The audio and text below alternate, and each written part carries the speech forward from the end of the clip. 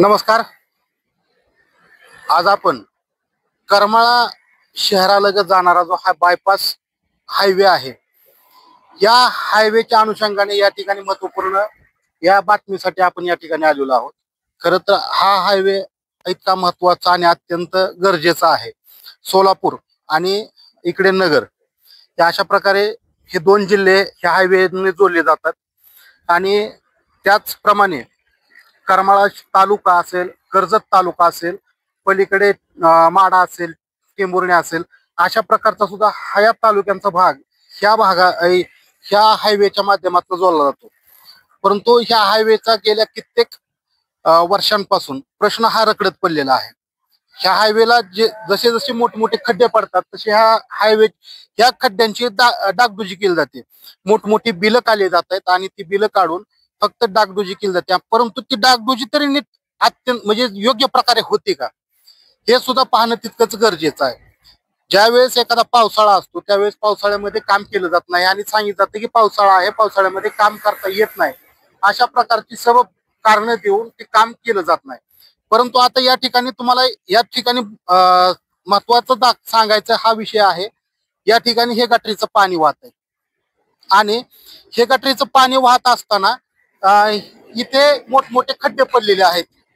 हे हे मोठमोठे खड्डे पडलेले आहेत आणि हे मोठ्या मोठ्या खड्ड्यांमध्ये मोठ्या प्रमाणात पाणी साचलेलं आहे आणि हे साचलेलं पाणी अक्षरशः कित्येक दिवस येणाऱ्या जाणाऱ्या नागरिकांच्या अंगावर, प्रवाशांच्या अंगावर अक्षरशः तुषार सिंचनासारखे ते उडत होते. नागरिक आजारी पडण्याची पूर्णतः म्हणजे ही अशी परिस्थिती निर्माण झालेली आहे. त्याचप्रमाणे येथील जे बांधकाम विभाग असेल किंवा या संबंधित रस्त्याच्या जे काय दुरुस्ती संदर्भात किंवा डागडुजी संदर्भात ज्यांनी वेळीच आदेश देऊन किंवा योग्य प्रकारे डागडुजी व्हावी यासाठी जे काही प्रयत्न करणं गरजेचं आहे, ते सुद्धा या ठिकाणी अद्यापपर्यंत कधीच झालेलं दिसून नाही आले.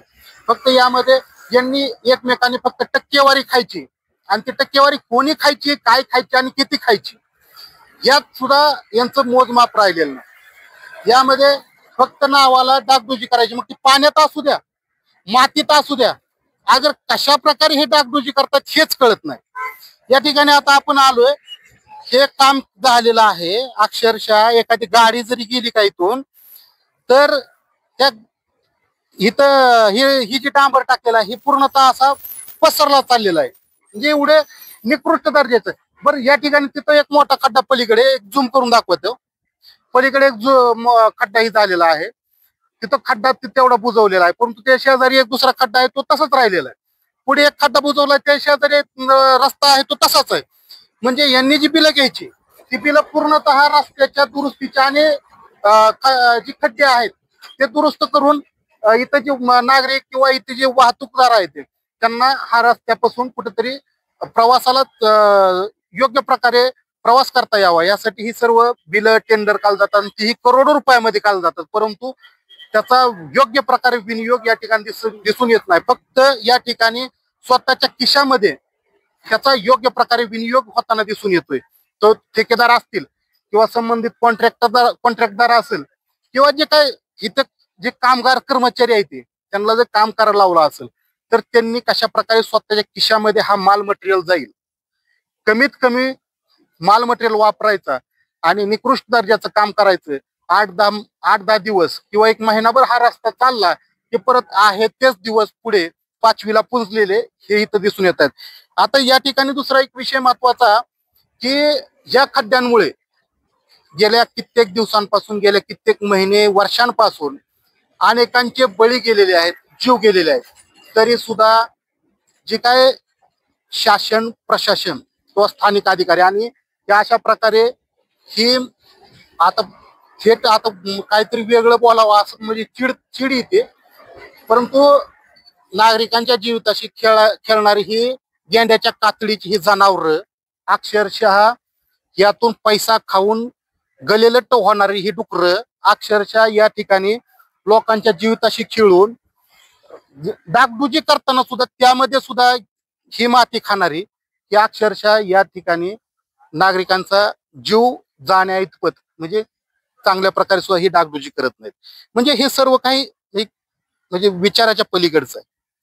परंतु आता हे आम्ही दाखवत असताना सुद्धा अक्षरशः हे दाखवत असताना येथील जे काही ह्यांचे कर्मचारी आहेत हे कर्मचारी तर अक्षरशः म्हणजे आरोप करतायत की आमचे जे काही पत्रकार बांधव आहेत ते त्या पत्रकार बांधवांवर तर अक्षरशः ते म्हणत आहेत की तुम्ही हे जे आहे हे तुम्ही चुकीच्या प्रकारे दाखवतात.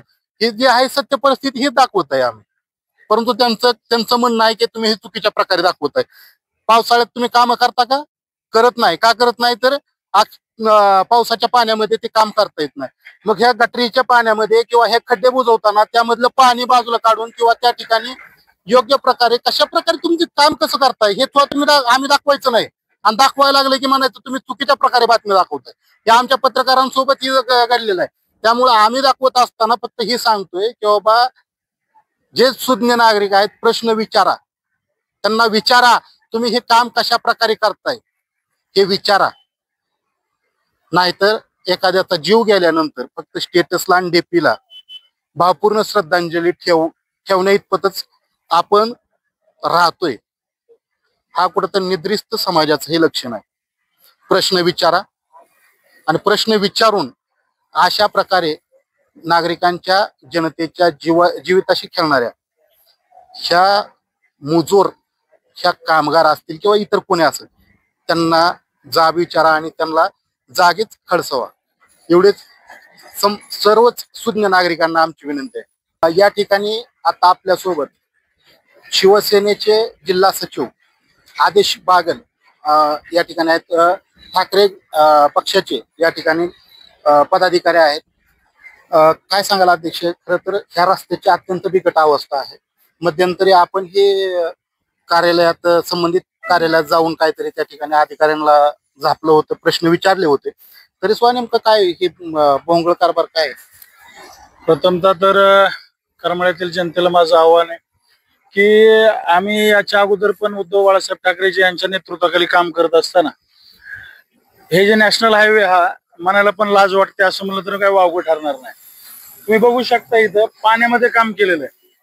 कुठल्या हरामखोराने असं पाण्याकडे काम करायचं हे मला पद्धत सांगा बरं.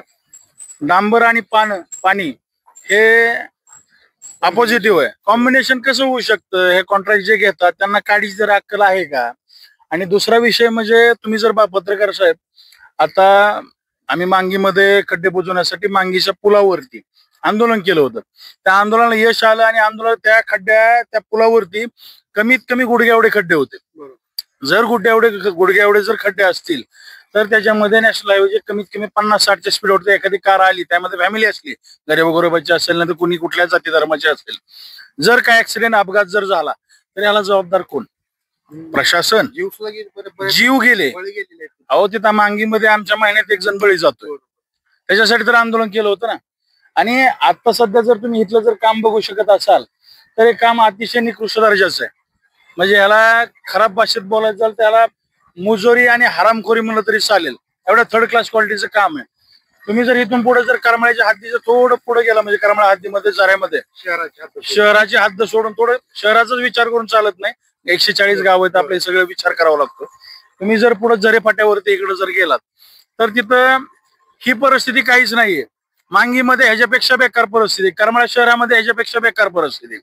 तर ह्याचं करायचं काय? जर तुम्हाला मी पत्रकार साहेबांना क्लिअर सांगतो, जर हे खड्डे नाही बुजवले तर शिवसेना स्टाईलने ते कोणी एक्झिक्युटिव्ह इंजिनियर असतील किंवा जे कोणी त्याचे सिनियर अधिकारी असतील ना, ते कॉन्ट्रॅक्टर असतील, जर शिवसेनेच्या कागदोपत्री काचड्यात गावले तर यांचा बोगा केल्याशिवाय आम्ही राहणार नाही.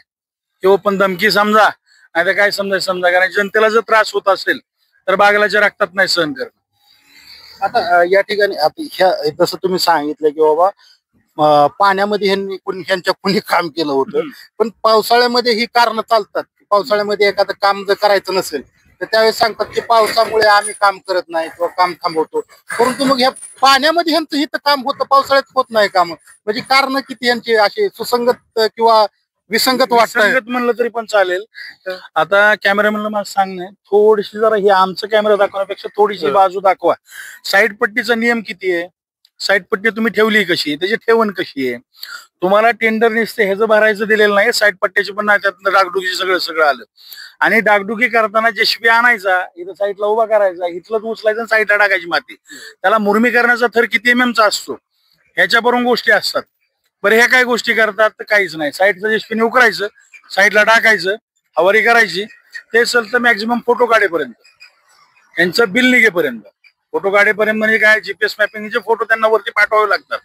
ते फोटो काढणार आणि त्यांचा आणि यांचा तालुकावासियांचा काहीही संबंध नाही. त्यांना पैसे कमवले बस, विषय संपला. हा मुजोर कॉन्ट्रॅक्टर जो आहे तो मुंबईचा आहे. कुणाचा जीव जातो काय मुंबईचा आहे, त्याला काय घेणं देणं. करमाळा शहरामध्ये करमाळा तालुक्यामध्ये काय होतंय, त्याला इथं 10 जण मिली काय आणि 20 जण मिली काय. आणि कुणाला केसाला जरी इथनं पुढे जर धक्का लागला तर तो कुणी असतील अधिकारी किंवा जे कुणी असतील, तर हे तुम्हाला शब्द देऊन सांगतो की त्याला दाखवतो काय विषय असतं ते. आणि शिवसेना उद्धव बाळासाहेब ठाकरेकडे दाखवली की काय असतं ते. मध्यंतरी आपण सुद्धा तिथं बांधकाम विभागात गेला होता, त्या ठिकाणी या खड्ड्यांसंदर्भात तिथं अधिकाऱ्यांना स्वतः बोलला होता, झापलं होतं, प्रश्न विचारले होते. नेमका काय विषय काय झाला होता? विषय असा झाला होता की मी स्वतः तिथे गेलो होतो, त्यांना बोललो. आमचे शिवसेनेचे काही पदाधिकारी पण माझ्यासोबत होते. गेल्यानंतर त्यांना मी विचारणा केली असता त्यांनी मला असं सांगितलं की बागल साहेब म्हणले हा विषय असा आहे की कॉन्ट्रॅक्ट निघालेलं आहे, पण कॉन्ट्रॅक्ट निघालेलं असताना इथं काम करतात ते उच्च दर्जाचं काम चालू आहे हे ते. पण मी त्यांच्या समोर जाताना आमची म्हणजे माझी खास करून पद्धत ही आहे, पुराव्यानिशी मी तिथं जात असतो कधी पण. आणि माझ्याकडे फोटोज होते, व्हिडिओज होते जीपीएस मॅपिंगचे, जे न्यायालयात पण मान्य येतात. ते मॅपिंगचे फोटो असताना आणखीन पण फोटो मी तुम्हाला दाखवत होते, शेअर करा तुम्ही. तर मी त्यांना दाखवले की अशी अशी परिस्थिती आहे, तिथं पुण्याचा अशा पोराचा ऍक्सिडेंट ह्या खड्ड्यामुळे झाला.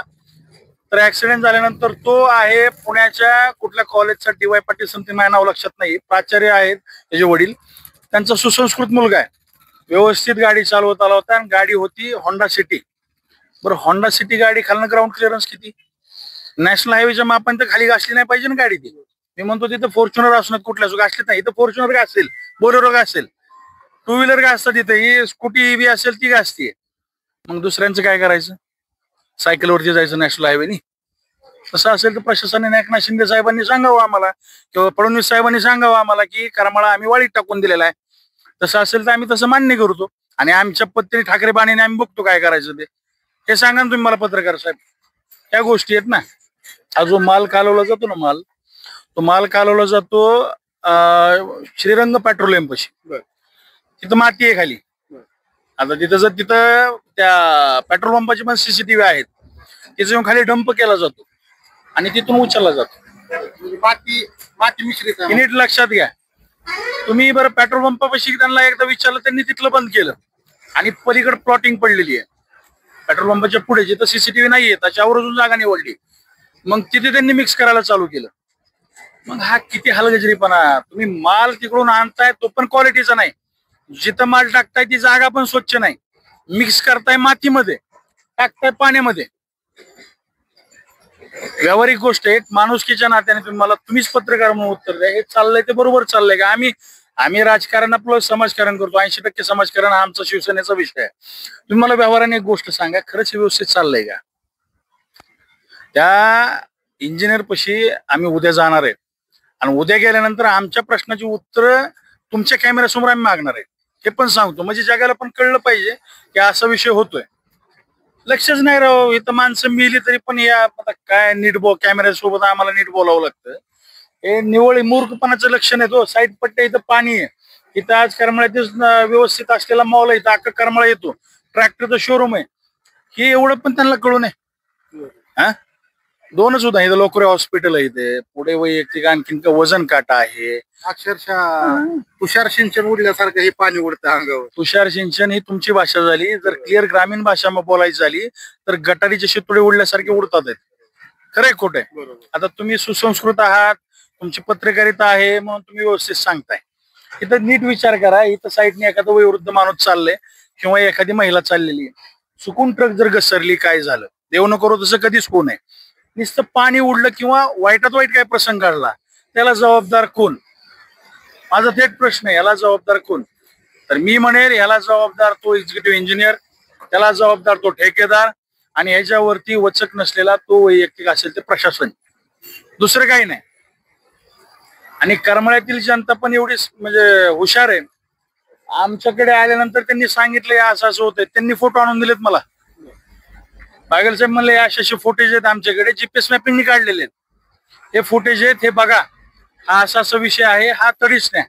त्यांना विश्वास आहे की हा तडीच नेतो म्हणून आले ना ते. आणि हा विषय पण तुम्हाला तडीला लागलेला दिसेल. आणि कुणी जर प्रश्न विचारले तर ह्याच्या मागे काहीतरी वेगळंच गोड बांगलं हे त्यांना दाखवण्याचा प्रयत्न ते सरकारी अधिकारी करतात.